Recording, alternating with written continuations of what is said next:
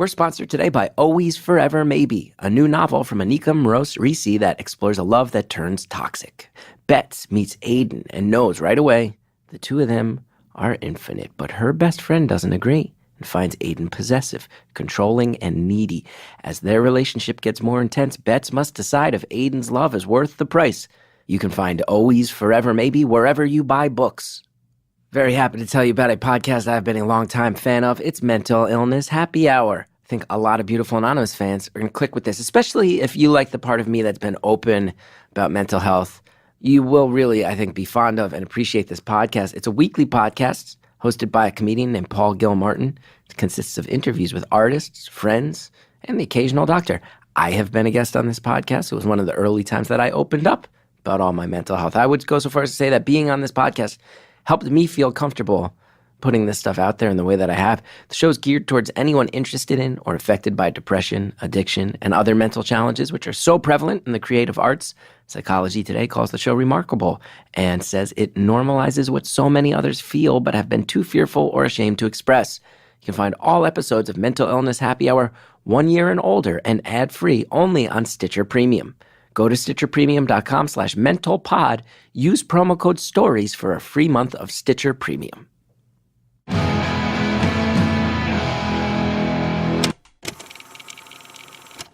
Hello to all my goblin enthusiasts. It's Beautiful Anonymous. 1 hour, one phone call, no names, no holds barred.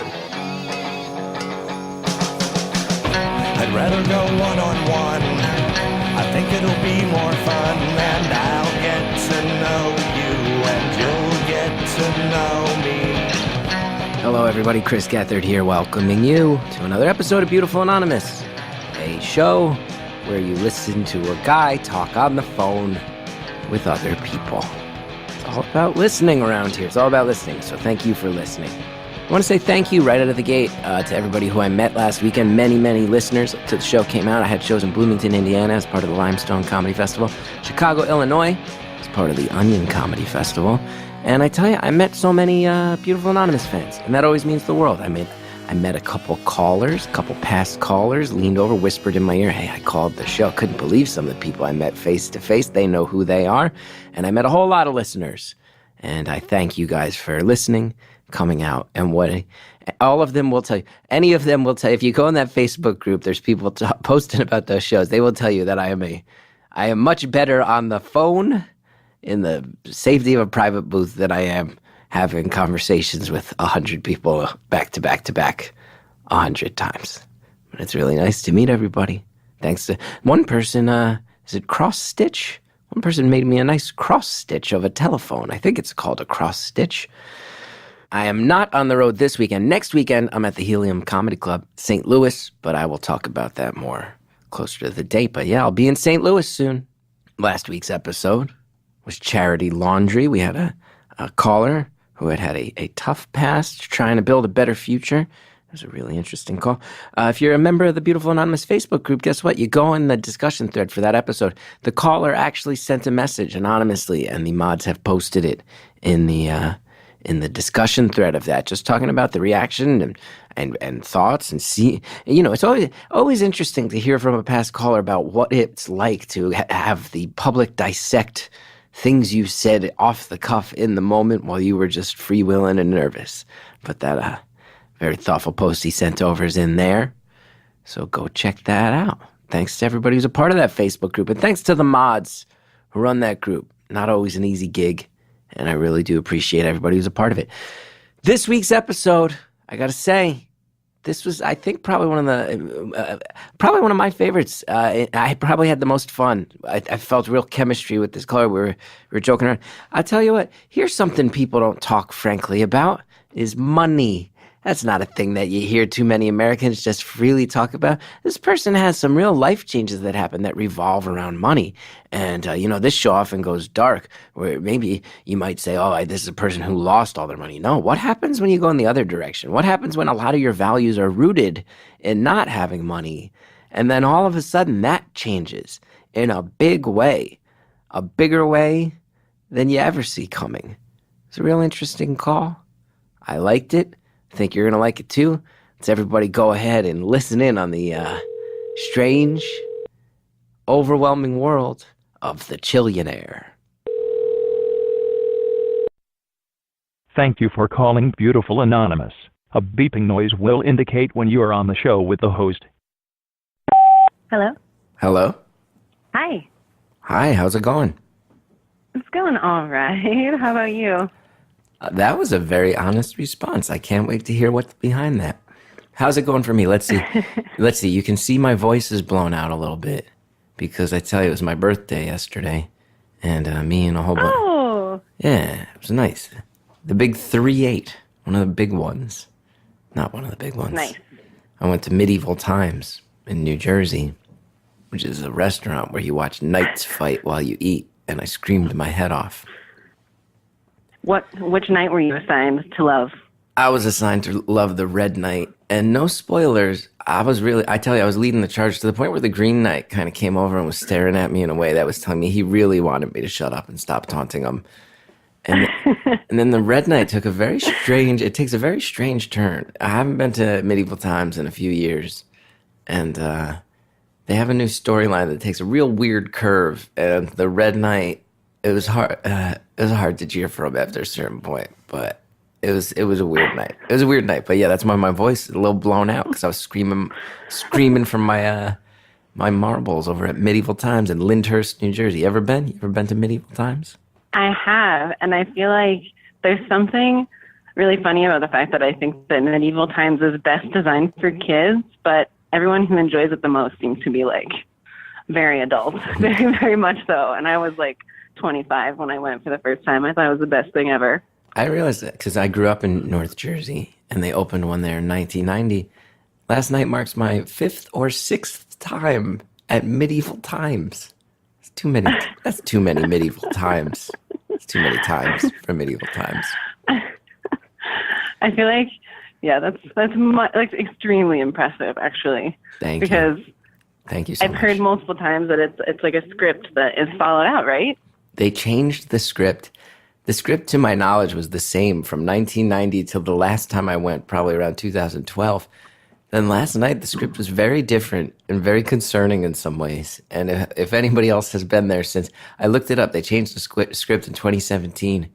Anybody else who's been there since then, I think, will be reaching out to me on Twitter or in the Facebook group saying, yeah, they really went for it, man. They went for it. I also was telling my wife, they have the big lobby afterwards where they sell a lot of kitsch items. And I told my wife, I want to start a side business where we sell chimes in a lobby called Medieval Chimes. It's my new business plan. Just for the pun value? Yeah, once this podcast craps out. Because the TV show, that thing's on its last legs anyway. Once this podcast craps out, I'm going to be selling chimes out in Lyndhurst. That's my new plan, Medieval Chimes. I feel like because what I want to talk about is money, kind of. Oh. Part of me really wants to ask, like, how much money the podcast makes you, but I won't because I know that it's gauche. I won't do it.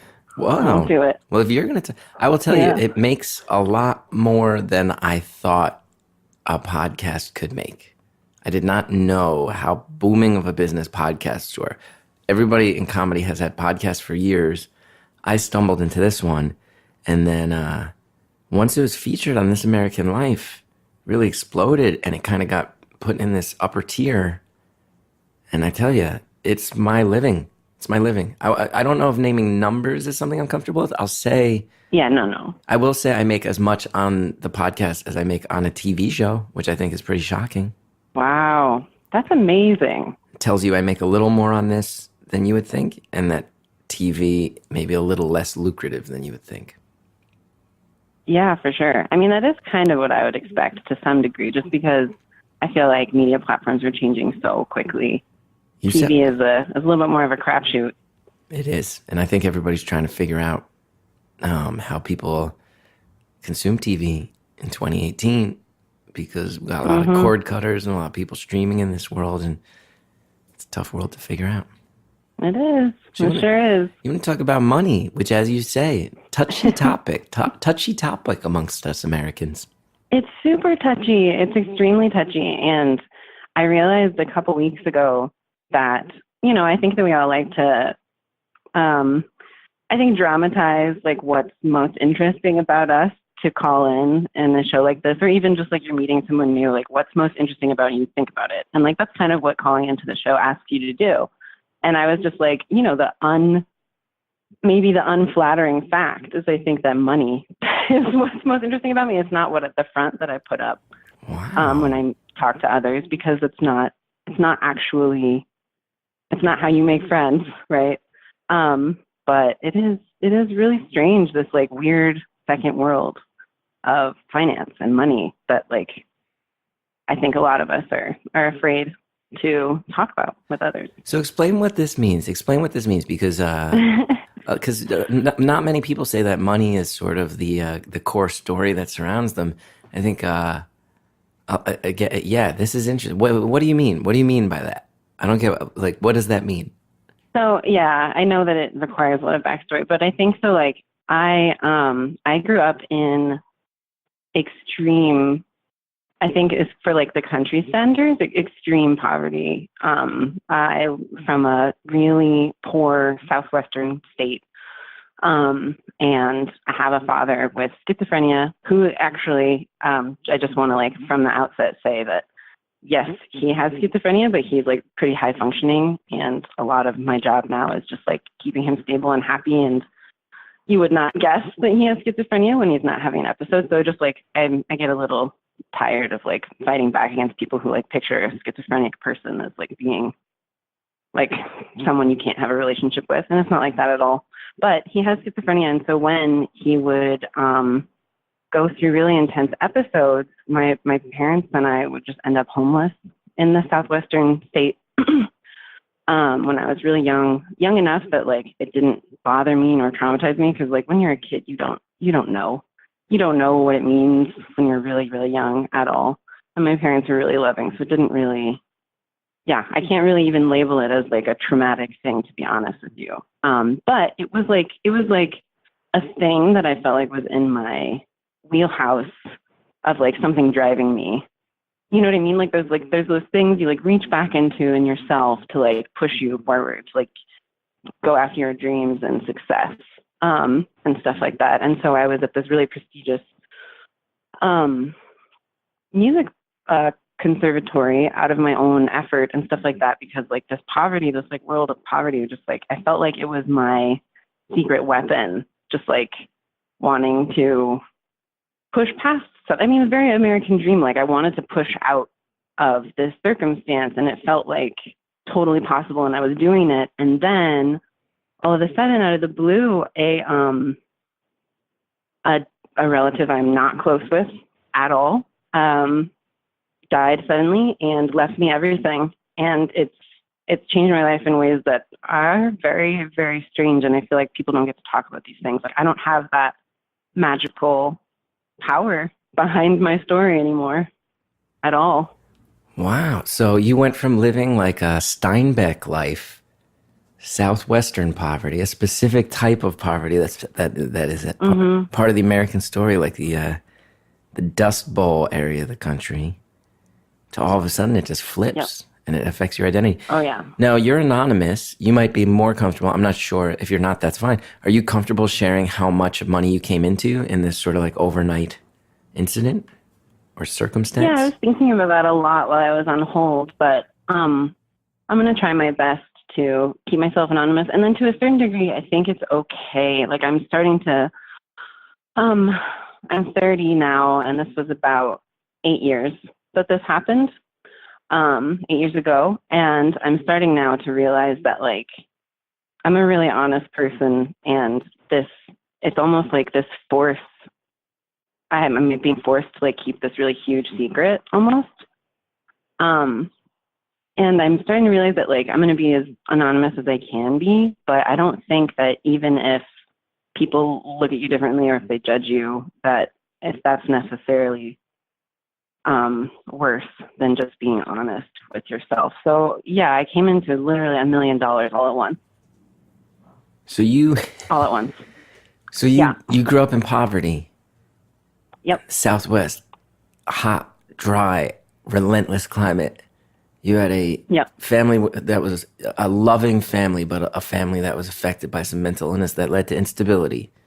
And then overnight, a person you barely know dies, and you have $1 million at the age of 22.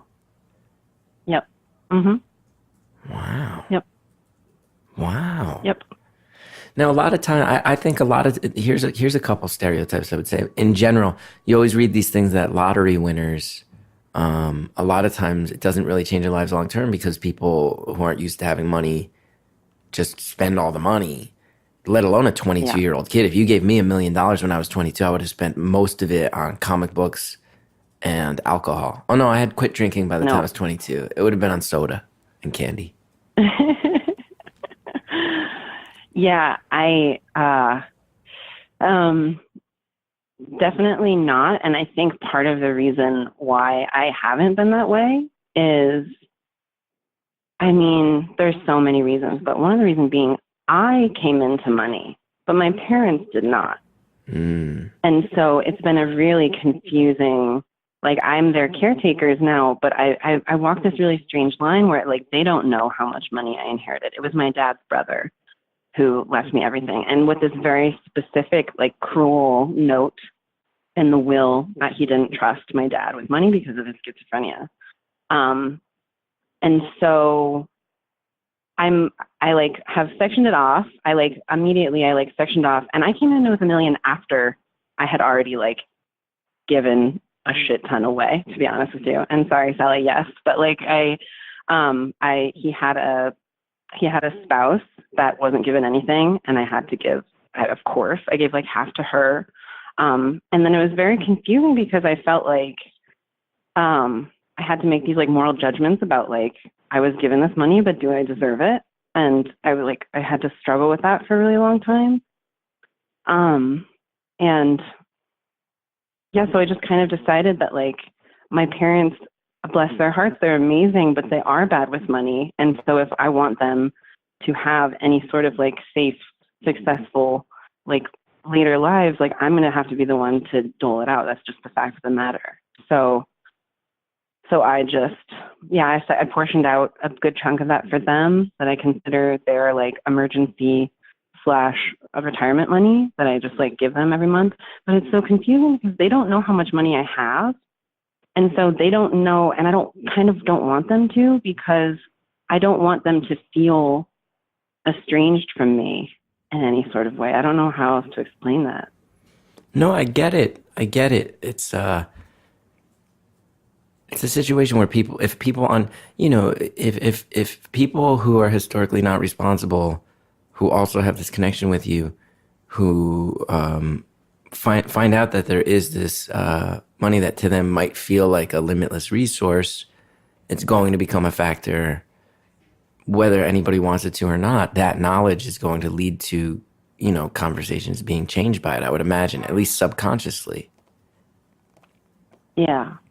For sure. And like, I mean, already we had like role reversal issues because, my parents were leaning on me emotionally and psychologically for a really long time. Like if there was an emergency, I just snap into action to fix it. Like always.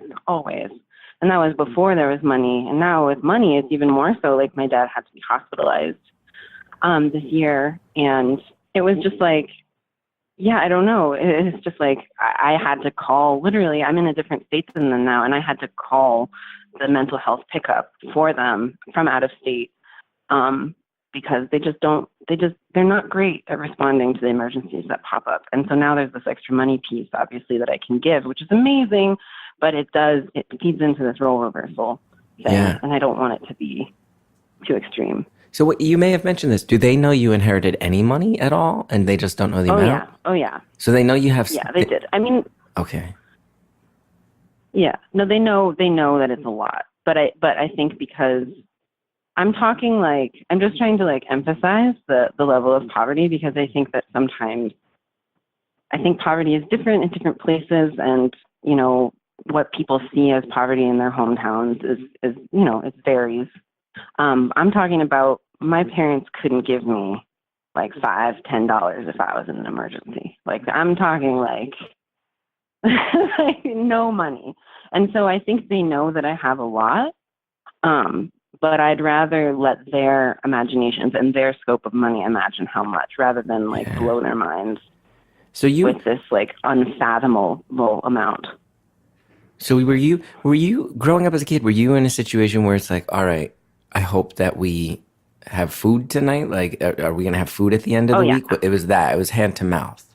Yeah, it was very like, I mean, there were huge peaks and valleys, but there was a huge portion of my life where we relied on something called like a nun's pantry, where it's just like free food.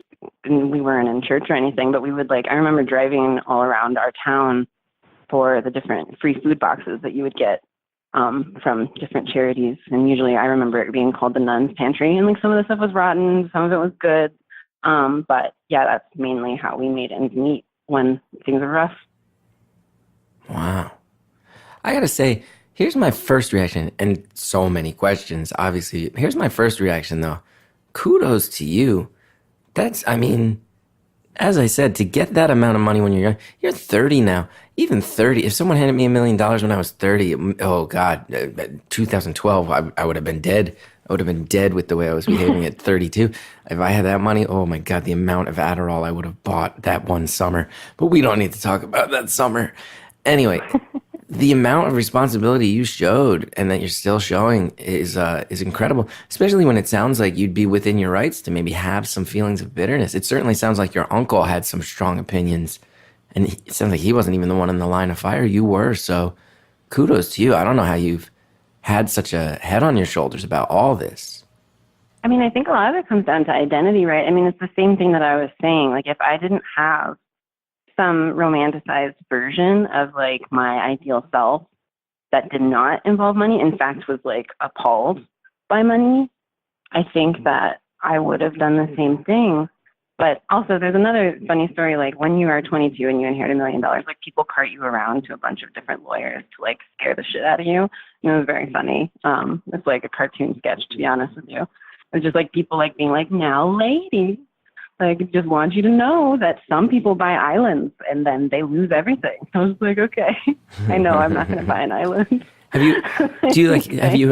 you invested it? Do you work with financial managers and all that? I do. It's been like a really long, slow process of being more willing to like look at it and like manage it myself. Because I just want to express, I know part of the reason I can't talk about this is that like, boo-hoo, cry me a river, I inherited $1 million. But it was a major identity crisis. And when I first found out, I was on the phone, I was driving. I was in Florida at the time. I literally just pulled over on the side of the road and like sobbed for hours. I just sobbed because it's just like, I think when you're trying so hard to ascend the right way, it's almost like a big slap in the face when it's like, no, that's not how the world works. It's random.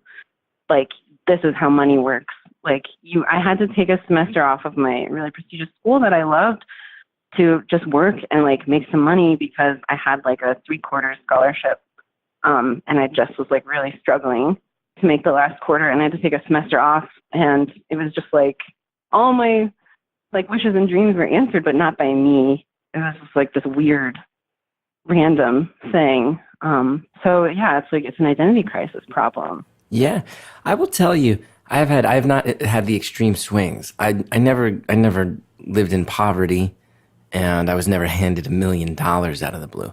I will tell you, I grew up, you know, my grandparents were Irish immigrants, second generation, very working class part of my town. I was a down the hill kid, which I don't even need to explain if I'm from the section called down the hill of town. Everybody knows what part of town that is.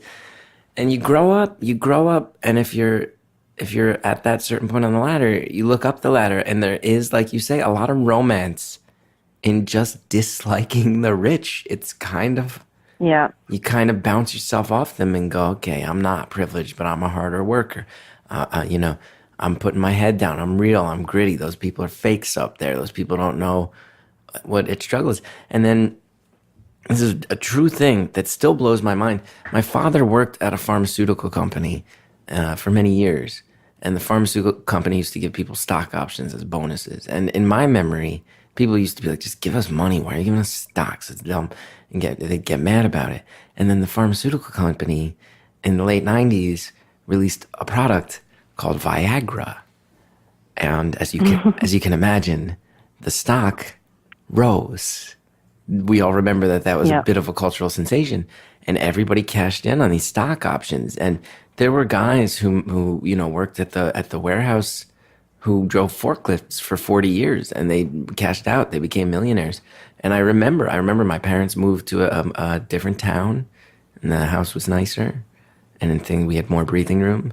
And I had to reconcile, oh, my family has bumped it up a few notches. And I know what you mean. It sounds like you went from one extreme to the further extreme and kind of bypassed both levels I was at. But that identity thing of like, wait, I went every day in high school. I would see the rich kids and I'd go, oh, thank God I'm not that. Mm-hmm. And I wouldn't say I'm a rich kid, but all of a sudden things are easier. And maybe was I wrong? Are they people too? And also, can I be this like guy with a chip on my shoulder anymore? I had to kind of find that chip on my shoulder again. We've had some similar experiences. Yeah, for sure. I feel like the chip on the shoulder is such a superpower. Like, I feel like to anybody listening who's like, where's my fucking rich uncle? Like, that shit is powerful. That chip on your shoulder, like, if you don't wield it in an unhealthy way, like, that is just like, and I'm trying to figure out, like, how to find that grit and that drive in me without it. But it's just, it can take you so freaking far. It's amazing. It really is amazing. And I feel like, unfortunately, because, like many of your listeners, I'm a creative person. Creativity with money is so fucking confusing. It doesn't make any sense, to be honest with you. Like, I'm having such a hard time because all of my interests, I went back to grad school again for a different artistic discipline, did well, amazing, everything's great, but like, I just don't have the same drive to succeed. It's so sad. Wow. This is officially the point where I bet a lot of listeners are like, boo-hoo. Like, I could hear it in everybody's heads at that exact moment. For sure. Which is not... And I agree. That's why I agree totally. That's why I don't talk to anybody about it. I don't talk to anybody about it. That's what this show's all about. Talking about the things you do not talk about publicly. 100,000 people listen. That's what this show is. Speaking of this show, it's brought to you by advertisers and sponsors. They have products, they have services. Maybe check them out. Maybe they're for you. If you like them, use the promo codes. Helps Beautiful Anonymous when you do. We're back later with more phone call. I will tell you guys, I tend to burn the candle at both ends. I work hard. Got a few different jobs, as you guys know. Sleep is a thing that for me, it's a commodity. I need my sleep to be good. I need to feel well rested every day. Luckily, I upgraded my nightly routine with Brooklinen. I got Brooklinen sheets. They're amazing. Definitely the best sheets I've ever owned. They're just a next level product, a very discernible step up in quality. That's what I would say about my experience with Brooklinen sheets.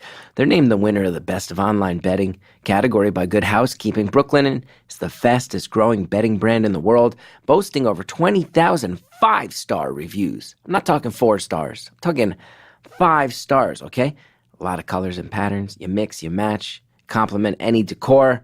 Okay, and it's not all marked up. A lot of bedding, it's getting marked up like 300%. There's no unnecessary markups and fees. With Brooklinen, it's luxury bedding. It's underpriced. You got to try these sheets today. I can tell you that I love mine.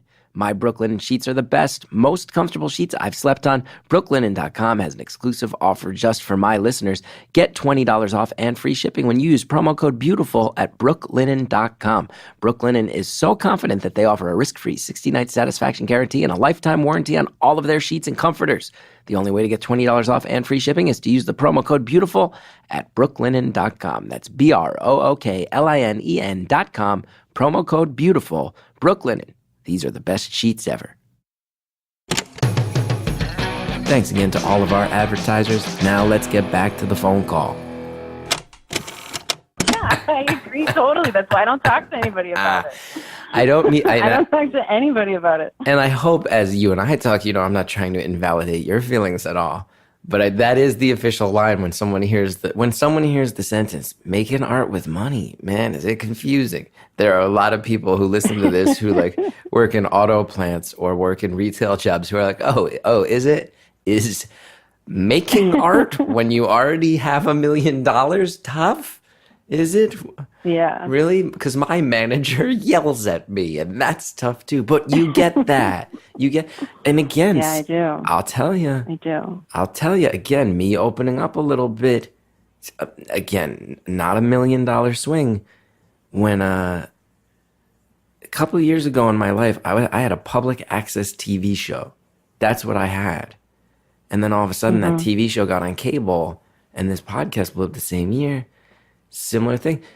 I did not find that it was, I'll always have the chip on my shoulder, and I'll always be able to make my art. But I will say, as someone who had a reputation as an underground guy, all of a sudden I had money, which also meant I had money to lose. And that's been a struggle for me. I think my chip on the shoulder was already really firmly established. My momentum as an artist was really established and strong. But it hits that point where you're like, oh, but now I'm making money. Am I going to alter my choices to try to maintain making money? And I went through that for a while, and I'm happy to say, and a lot of this is because of my wife. If we lost all our money tomorrow and if all these jobs dried up, she'd die in the gutter with me. So that gives me a lot of strength to just go, I'm just going to ignore that money and invest it. And if I have kids someday, they can have it. Good on them.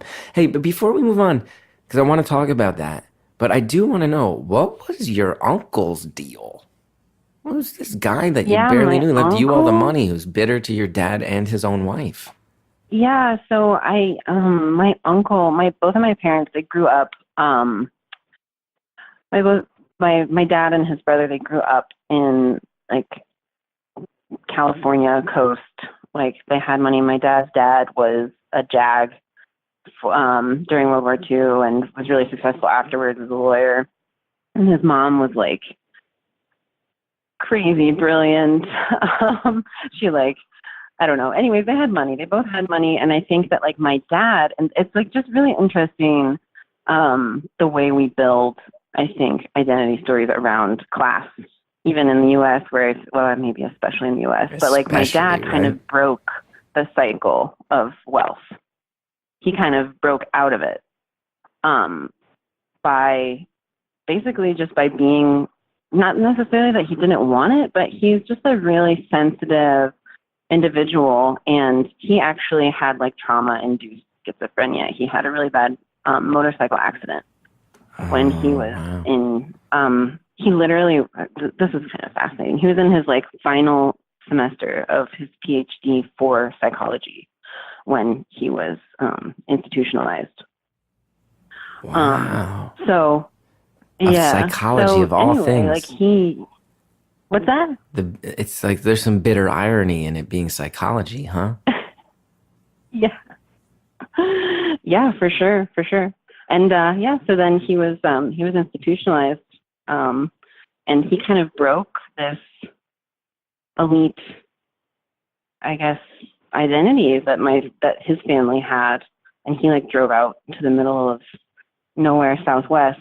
And I think that, when he was going through his like biggest episodes, I don't know all the stories because my dad is my mouthpiece into this situation. My uncle only talked to me about it a couple times, but like my dad, when there were a couple times where he would have an episode and, be scary. And I think he punched my uncle once.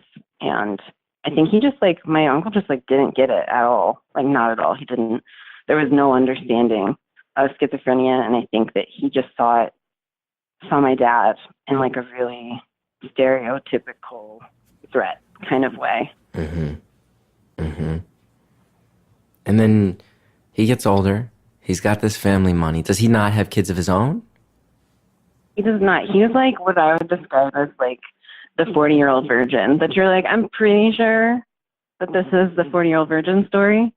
And then he met a partner like really late in his life. They had only been together, I think, like 6 years when he died. But it was like finally his first partner, I think. Wow. How did he Right pass before away? He died. What's that? How did he pass away?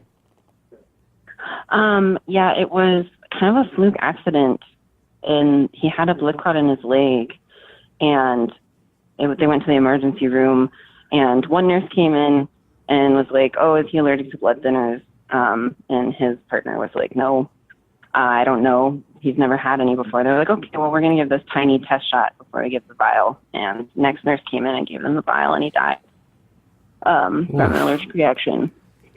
Oof. That's a shitty way to go out. That's pretty bad. You allergic to this? Let's find out. Yep. That's a pretty, sorry to be insensitive, but that is one of the most true. Cut and dry, senseless things.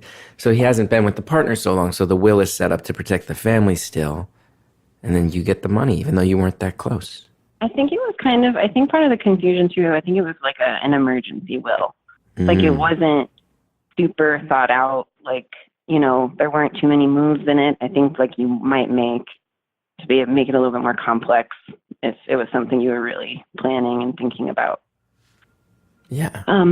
So I think that's just how it worked out. I had to just divide it up the way I felt was correct. And I still, even saying that sounds shitty because like, how did I still end up with $1 million? That's kind of like my own choice. Ugh. No, but I mean, it sounds, you can beat yourself up all you want, but you said you gave about half of it to his partner. I mean, this is a person who, a 22-year-old, again, a 22-year-old person, you did the right thing. You did right by her or them. I don't want to make assumptions. Yeah. That's pretty, it was pretty incredible. It was a woman. Yeah. So you did right by her. Now, okay, let's be honest though. You get this cool million, you're taking care of everybody else. You had an upbringing that I would imagine the fact that your upbringing was what it was makes you even maybe ultra responsible. It swings you in that direction. You got to treat yourself a little bit, right? Do you not go out and get like some, I remember when I got a sitcom job in 2010, I went and bought prescription sunglasses for the first time. That was my big treat to myself. I never had sunglasses in my life. You had to have done one 22-year-old thing with the money, right? I mean, I guess the 22-year-old thing I did, I don't know. I just it makes me so nervous. Like this sense of not deserving something is pretty intense. So I had best friends living with me because it's college, and I even just I think I gave each of them $10,000 and helped them invest it. So confusing. It was a really confusing time. Giving away 10 grand at a clip to just other college kids? Well, my best friend, not just everybody, but that's still a little bit of a freak out move though, right? So, and you're describing it as a way where you got all this money and you're like, here you want $10,000 so I don't have it? Well, yeah, I mean, yeah, but also I knew there was this sense of impending doom that at some point it was going to feel normal, right? At that point, I still knew that this doesn't feel like my money yet. And so if I want to do anything super generous, I'm going to have to do it now so that it doesn't feel like as much money. Right? You're telling me you never went to Ibiza? You never took one weekend to Berlin just to see what Berlin was like? Portugal isn't Portugal? For sure. I think travel is definitely the way that my life has changed most with the money, for sure. Sure. But cool. Not extravagant. I can't pinpoint an extravagant trip that I took on purpose because of the money. But places I went to, yeah. I love it. I love what this is turning into because we keep saying you're so well aware that regular people listening to this who didn't get $1 million are going to listen to this. But I like that this is the real, in everybody's fantasy vision, it's I would live fancier, I would get this, I'd get nicer clothes, I'd start doing this, I'd go to clubs and have access to all these places. And it's no, this is the real world version. Here's what happens. I went from poverty to $1 million and it filled me with anxiety, weird guilt, and I just have consistently freaked out and tried to give it all away. That's what it's led to. Yeah. I mean, that's the truth. And think about how weird, 30s are such a weird time because everybody's establishing themselves in their careers. I think that people are starting to make really big milestones of their own effort, like their first house purchases and stuff like that. My partner and I bought a condo because we had money. And I feel like people treat it as like, wow, congratulations, you could buy a condo, like based off of your effort. I'm like, oh, fuck, it's not off of my effort. Yeah, but you still bought a condo. I don't know. This is the real back and forth with you, huh? We were like, no, the condo's not from my effort. Whereas with $1 million, I don't know what section of the country you live in now. Are you still in the Southwest in any way? I'm not in the Southwest. I'm in the town where I got my master's. It's like a mountain town.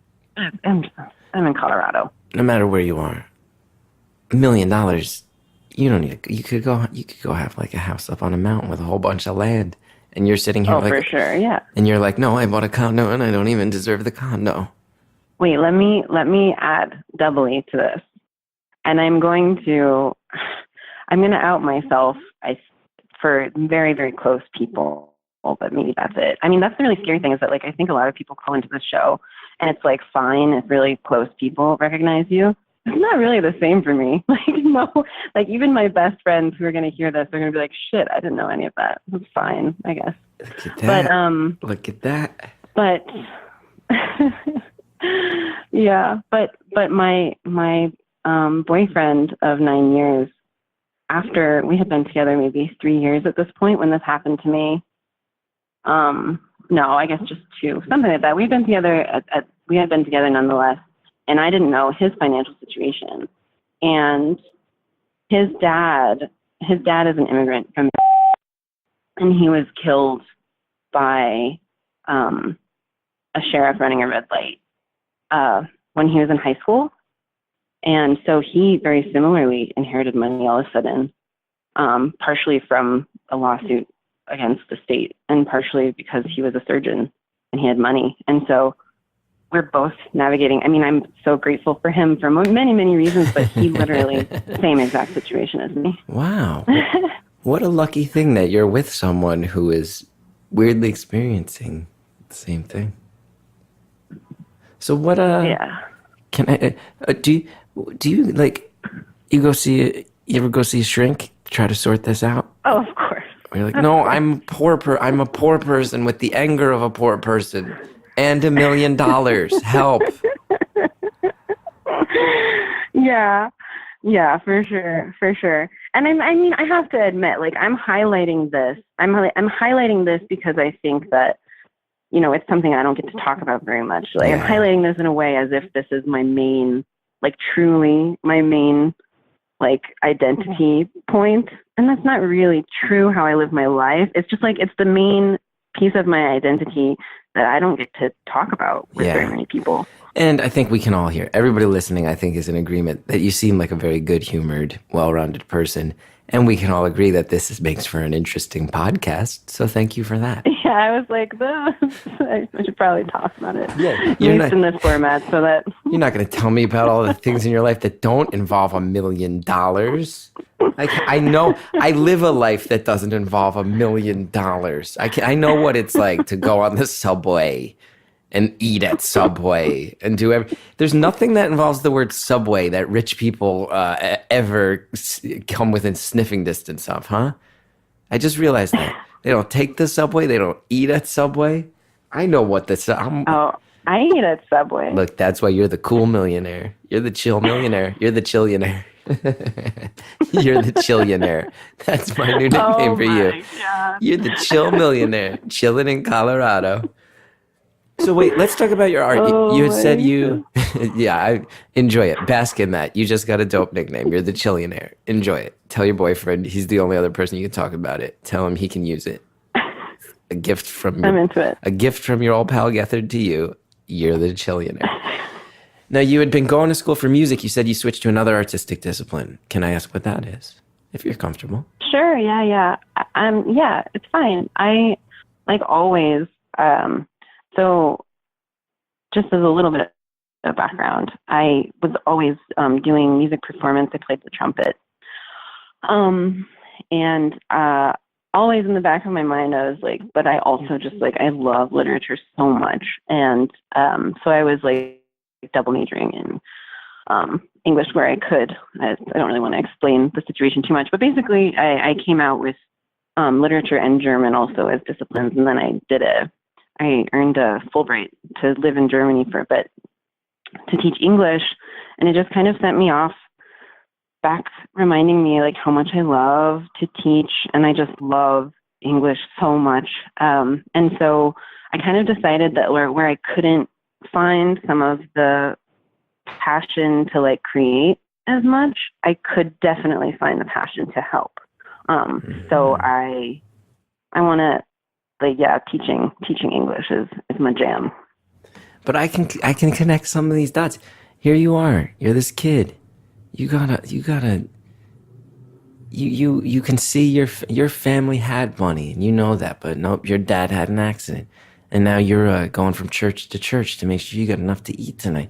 You play the trumpet. I bet you're in your head, you're blowing on that trumpet. You're like, this is not. They think this is an orchestral instrument. They think this is the rich person's instrument. No, I'm thinking of the jazz greats. I'm thinking of the people in the jazz clubs blowing their souls, blowing their hearts out. I'm thinking about Kerouac riding around this country, popping into random bars. He came through Colorado too, watching everybody blow. And then you get this Fulbright scholarship. You're like, I grew up how I grew up, and I'm a Fulbright scholar. Screw that. I'm on this redemption tale. My life is a Woody Guthrie song. My life is a Springsteen song. Here's $1 million. No, fuck. Wait, what? How am I supposed to be a Hemingway character if you hand me $1 million? Fuck off. That's right. So, yeah, it's true. I mean, it's totally true. And like, in a way, it's, I don't know, I think that there is some level of, whether it's on purpose or not, like, I think that there's some level of like, having the lessons that you really didn't know you need to learn being shoved down your throat. And I really, really misunderstood people who had money. I really did. I misunderstood it to a degree that's like extremely unfair. And that's something that I felt like I had to learn from the inside, because, I mean, it's just like you said, like, not only are they people too, but like this idea that, life is just suddenly perfect and easy when you have money. It's like absolutely hilarious. It's not true at all. And conversely, it's not true at all. There's this weird thing that we all do, at least in America, growing up here, where class defines so much and we don't talk about it, just like you said before. And there's this thing we do where I think those of us who grew up, I would say I grew up kind of right on the edge of middle class and working class. I was always very proud of that.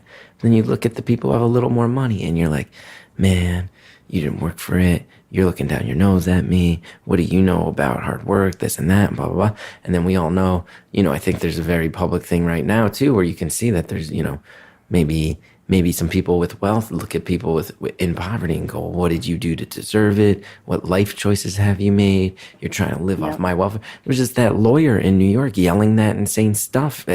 You guys are speaking Spanish. Meanwhile, you don't pay taxes. You want to live off the welfare that I give you, which is like, you read about it for 10 minutes. You're like, that's not how that works. And it's this weird thing where it's like, we all forget, like you have the... You always have this feeling that what you were born into, that the people on the other side of the fence are somehow, have made their bed and they can lie on it. Or we can assume their motives. We can assume their motivations. We can assume their feelings on the inside towards everybody else. It's just this very nasty setup we have that's aimed at dividing us from the start. And it's a little weird. It's really weird. Look at me, breaking new ground right there with my public declaration that classism is weird. Really, I'm a sociologist. I'm on the case with this one, real cultural commentator. Oh boy, you know what? I've broken the momentum here with my little dig at myself. Might as well get to some ads. We'll be back after this with more phone call. Coco Chanel, Martha Stewart, Julia Child. You know these amazing women and how successful they are. But do you know their real stories? If you're a fan of beautiful stories from anonymous people, you're going to love the Great Women of Business podcast from Parcast. Focusing on the little-known details, Great Women in Business explains things like how Debbie Fields started her empire at age 20 and how Coco Chanel was one of the first to understand branding as we now know it. With captivating, well-researched stories, each episode takes you through the harrowing journeys and struggles that led these women to greatness and teaches the business principles she utilized to the next generation of great women in business. The 12-episode series premieres June 5th. Find episodes on Brownie Wise, Martha Stewart, and Ruth Handler, co-founder of Mattel and inventor of the Barbie doll, among others, every Tuesday. Visit Apple Podcasts, Stitcher, TuneIn, Spotify, Google Play, or wherever you listen to podcasts and search for Great Women of Business. Again, that's Great Women of Business. Or visit parcast.com/business to start listening. That's Parcast, PARCAST.com/business to listen starting June 5th. Thanks again to everybody who helps bring this show to the world via your kind sponsorship. Now let's finish off the phone call. Just this very nasty setup we have that's aimed at dividing us from the start. And it's a little weird. It's really weird. It's really weird. And like, it's so funny because I still feel like, I don't know, it's just like once I started maybe being more comfortable and like, maybe less like anxiety reactive about how I was dealing with my money and like that, the honest truth being like you say, just like invest it and forget it to a certain degree, except for like when I'm taking care of my parents or like when, you know, an opportunity arises, I'm going to say, no, take it. Like take this opportunity because you have the money. And honestly, that's the truth. But I think that what you get to see is that what divides people is character, and there are people of good character with money and people of good character without, and that's just the fact of the matter. And there are still people who are super freaking corrupt, and having money like really lets them do extreme damage. That's definitely true, for sure, but it's not all of them. I kind of realized at a certain point, I don't think you should ever judge someone for something they don't have a choice in. And that goes in all directions. Mm-hmm. I don't think you should judge somebody who's born into being poor. I don't think you should judge somebody who's being born into being rich. I don't think you should judge people for, you know, how they look. I don't think you should judge people for the things that were kind of handed off to them. I wish there's a little more understanding from the start on that stuff, you know? You can judge people for the choices they've made. You can't judge people for the random hand they were dealt. It's just not cool. You know what? Not cool. And like those random hands, they just go in all sorts of different directions. Yeah. You know, I think that people, like when I, for example, just talk about poverty, something that keeps me extremely grounded is my parents, like they try their best. They're amazing. Like they are really hard workers. They try their best, and they've been dealt like a strange combination of hands, including a daughter who can like now like help them and like bail them out of situations for sure, like at the drop of a hat. But it's just like without me as this random money piece, they just can't. They cannot make it work. It's so sad. Yeah. You know, and so just like you have to realize that like, you know, yeah, just like you said, people are dealt things that they cannot control. My parents truly, I promise you, cannot control their situation in a way that would change it. What a crazy life they've had too. I mean, your dad had an accident that changed everything. Total random happenstance. And then his estranged brother hands you $1 million and you step up and become this like protector, willing to, you know, keep them going. What a whole lot of random fate has added up, especially for your dad, huh? Oh yeah, for sure. For sure.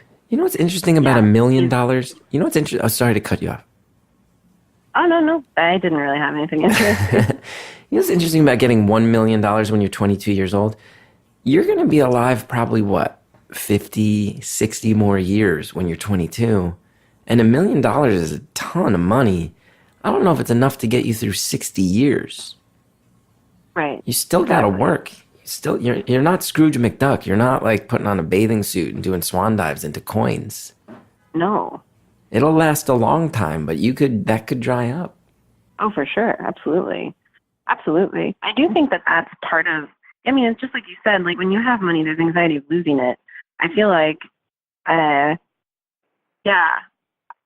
one of the main reasons I'm not extravagant is partially selfish as well. Like it's like once you have something, you don't really want to fuck it up and ruin like that safety net, because I see it as this like safety net. One of my best days when I'm not feeling anxiety about it, it's like this really lovely safety net that most people don't get, partially because I think personally that our country doesn't do a good job of providing safety nets.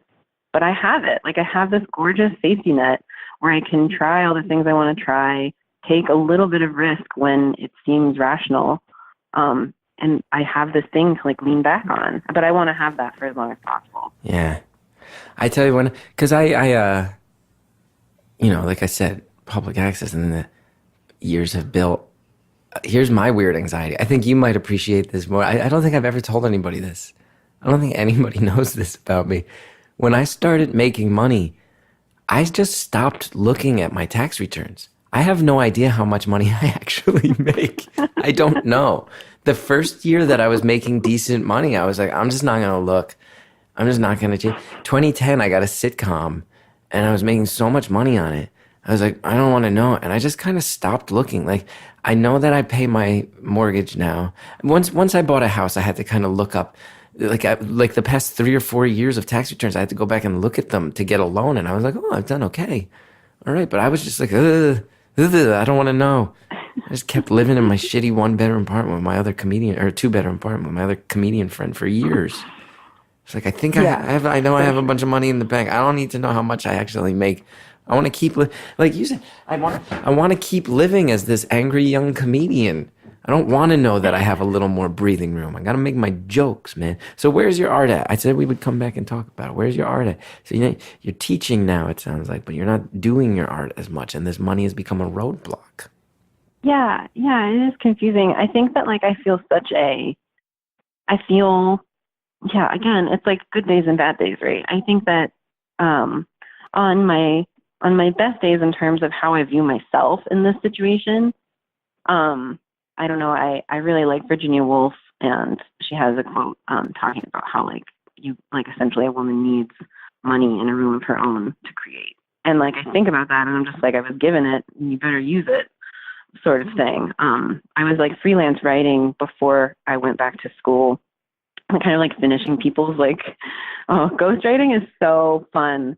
If you want to write and you want to make a little bit of money, I was like finishing people's like deadlines that they couldn't finish. So like these weird romance novels and like these like goblin stories of like people's dream stories that they like couldn't finish on their own. Don't say the phrase goblin stories like that's a genre we know. Don't pretend goblin stories is a thing. Goblin stories is not a thing. You're talking about goblin stories. I only say that because I remember vividly a project that I worked on that was so strange and not my own taste at all. But it was kind of fun to pretend it was for like a month. Well, that's the goblin story. You go straight, because this is not a thing that there are so many of. Unless, here's the thing that I've learned through this podcast, though. I'm about to get 150 tweets from people that are like, goblin fiction is, I'm going to a convention tomorrow. How dare you be ignorant about the omnipresent. Goblin fiction has a long and storied history in both American culture and rooted back in Eastern Europe. I'm going to hear the whole history of goblin stories tomorrow. Goblins, that's like the next vampire. Is that like the hot, sexy goblins? Is that the next thing after vampires? True Blood, but with goblins? I think it was mainly like, I like to, for the creative side of ghostwriting, like the stuff that's not just nonfiction, it's so often people who like lucked out and got some version of a publication date and they thought that they could do it on their own and they just can't. They just cannot meet their own deadline. So they turn to the Chillionaire. One person's dream. They turn to the Chillionaire in their moment of need. I guess. I mean, like, there's nothing funnier than like, not only like, do I have money? I don't necessarily need those jobs, but I also, I don't know, I'm just like an extreme lover of literature. So I just felt like a little bit of an imposter in a fun way. I loved it. I felt like I was being bossed around by people from all over the country with maybe a relatively meager skill set, but they were like trying to finish their dreams, and it was just fun. It was fun to help. It was fun. So you'll get like a sealed You get like an envelope or a file, and you open it up, and you're just like grinning. You're like, yeah, I'll help you get your goblin novel over the finish line. Sure, sure. My favorite, though, my favorite was I had to finish a sequel for this. And I have to I've got to make sure I'm following my non-disclosure agreement. Yeah. Okay. So this woman who was self-published on Amazon, it was like a sequel to a romance. And she just couldn't do it on her own. And I had to emulate this style that was so ridiculously bad. I can't even express to you, typos every other word. It was a romance novel that was the chicken slid down his throat romantically. That's not even an exaggeration. And I had to write a whole sequel book trying to emulate this woman's first book. It was really hard. And meanwhile, you're a Fulbright scholar. You're a Fulbright scholar who studied literature. I see your frustrations. I see how things have gotten mixed up in a weird way for you. Because you're dreaming of, you want to be the next, who are your heroes? Who are your literary heroes? If you're such a fan of literature. The literary heroes, I mentioned Virginia Woolf on purpose. I love, because of my interest in Germany as well, I love the World War period so much. I think a lot of really interesting things happen in art during that time period. And so Virginia Woolf, I love. She's on the earlier end, but Faulkner, I love. I love German writers that people are not so interested in. I love people in that time period. And it's not even I can hear you pushing me more towards beat style writers. And I love them too, but it's just for some reason the World War period. I think it's so crazy. And especially my background in music too, just art across the board just did this crazy expansion during that time when people's minds were blown about what the world was. That I think is really interesting. Hey, I'll also say this. I wasn't pushing you. I mentioned Kerouac once. I'm not trying to push you to be a beat writer. No. I didn't mean pushing forcing. I mean I see how my story would read that way. I get it. That makes total sense.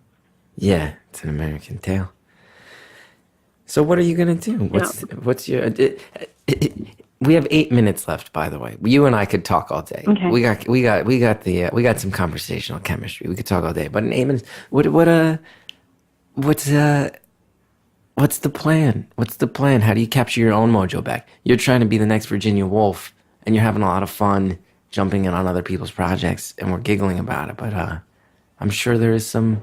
You'd be frustrated if you didn't put your own thing out into the world, huh? I would, and I think that now, something that's really cool about this lesson that I think that a lot of people kind of learn on their own anyways, it's just been my path to it.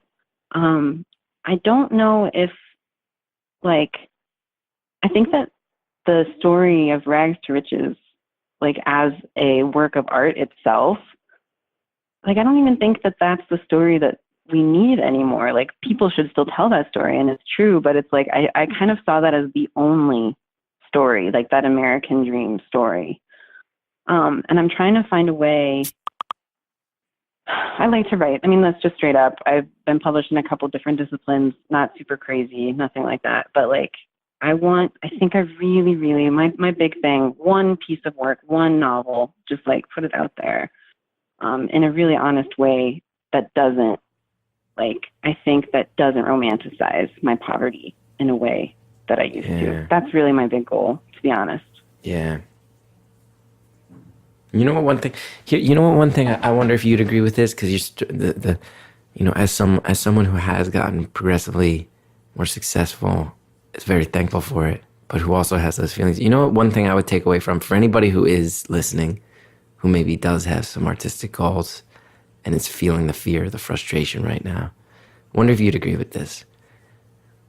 There were so many times in my life when I was a young comedian, taking the train in from New Jersey to New York City, terrified of New York City. This is where the dream lives or dies, and everybody's fast-paced, and everybody's an asshole, and everybody's chasing their own dream, and they don't have time for you. I'd go, do some shows, and I'd bomb, and I'd see people around me getting good, see people around me getting successful, and I'd sit and I'd stress, and I have so many memories of nights. Me and my friend Bobby Moynihan, who many of you guys know, sitting in this bar, McManus, 19th Street, 7th Avenue. He was living at home with his folks in Westchester. I'm living with my folks in Jersey. Him and I sitting here like we were fucking imposters trying to make it in this city. Who do we think we are? What are we doing? What are we doing? This is depressing. And I look back and it wasn't depressing. It was the most beautiful time of my life. And I was too young and dumb to enjoy it. And now things are so much better in every way. But the fire is also harder to find. And I wish I had allowed myself to enjoy it more when it was hard. Because just because things are hard doesn't mean they're not also completely exhilarating and mind-blowing and fun. Absolutely. I think the exhilarating thing is, I think that is definitely the truth. I think that when you have less to lose, it's a healthy version of recklessness. It's like you can put everything on the line at any minute, and it's almost like when you're creative in that space, like the world is daring you to. It's like, okay, show me how much you want it. Like, show me. And it's amazing. Like it really, I know that it sucks and it's horrible. I got a chance to like really be an adult in that world for a really short period of time. But like that, when I look back, it's just like, that is, I think it's the piece of myself that I'm the most proud of, because when the world's handing you these difficulties and you say, fuck that, I'm going to try it anyway. I'm going to keep pushing. I'm going to keep pushing back. I mean, nothing feels better than that. No reward is better than that, what you get after that. Yeah. You were 22 and you had these plans. And then you get this windfall. Comes out of nowhere. You're like, man, I had like a solid 10 years left where I was ready to scrap. I was ready to find it. I was ready to fight for it. And now I don't have to.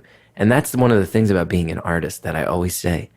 If you don't really feel compelled that you have to be an artist, why the fuck would you? Because it's hard. And also, no one cares that it's hard. Great art changes the world. 98% of art is not great. You're probably going to land on that side of the fence. I do almost all the time.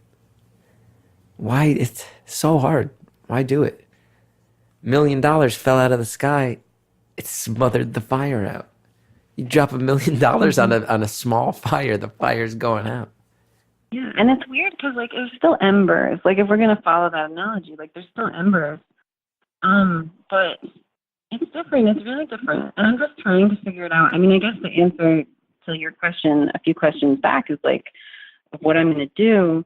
I think that honestly I'm relearning what I want to do. I'm trying to feel around and be as honest and vulnerable with what is the most fulfilling and meaningful way to be with art and creativity now. And when I teach, it feels like it's teaching. But when I write, I feel like it's writing. And I think it's probably just going to be a combination of both. I don't know to what degree, but like, man, good teachers are what got me to that Fulbright position in the first place. That's what got me to a competitive conservatory. It's like good teachers really, they make a big deal. They make a big difference. And they were the real variable before it was money. So I really would like to be that. I tell you what, I think you're one of my favorite callers ever, because you got an interesting story. You got a good head on your shoulders. You got a sense of humor. And I love that you're teaching people, and I look forward to reading your novel someday. It'll be a goblin story. Make sure you look for it in the goblin aisle. Oh my God. When I read the headline that's like, the great American novel has finally arrived, and it's all about a goblin, I'm going to know in my heart who wrote it. I can't take goblins seriously. I could take goblins seriously for that 1 month time. I was like, all right, you and me, goblins. We got less than a minute left. Do this. We have 45 seconds left. Oh my! Can you just? Oh my goodness! Here's what is a goblin? What's a goblin? What is that? Just imagine a dwarf, uglier, combined with Gollum. That's how I would define a goblin. People are gonna brick me for that, but that's how I would describe it as someone who's not a sci-fi nerd. So it's just like a golem, just a weird golem. Interview with a goblin. Doesn't exactly roll off the tongue the same way Interview with a Vampire does. No, definitely not. We got 10 seconds left, Chillionaire. Thank you for calling. Your final words. Final words are, keep that fire if you've got it, for sure. Follow it. It's more powerful than you think.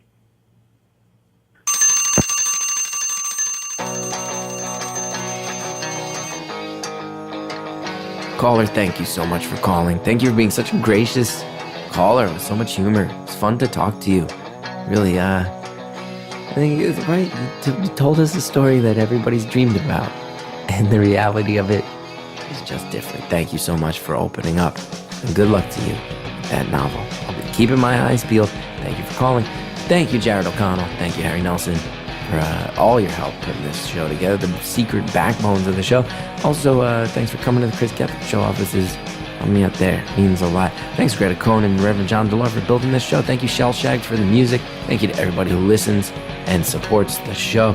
If you like Beautiful Anonymous, guess what you can do? You go to Apple Podcasts. You rate, review, subscribe. It helps a lot, more than you know. I think that's all the business. See you next time.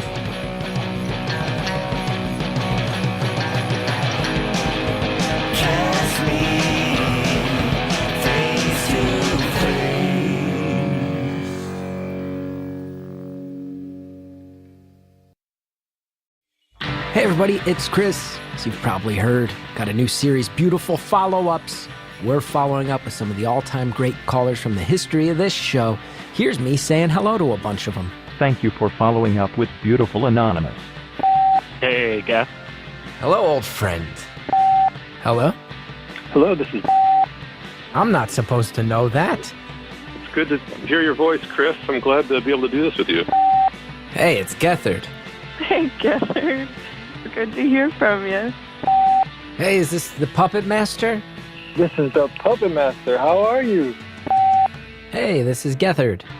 Chris Gethard, how are you? Beautiful Follow-Ups. Come join me on Stitcher Premium. We'll all catch up with some old friends together. And guess what? You get a free month if you go to stitcherpremium.com/stories. Use the code STORIES. Oh baby, come back. Oh baby, come back. It's not the same since you left.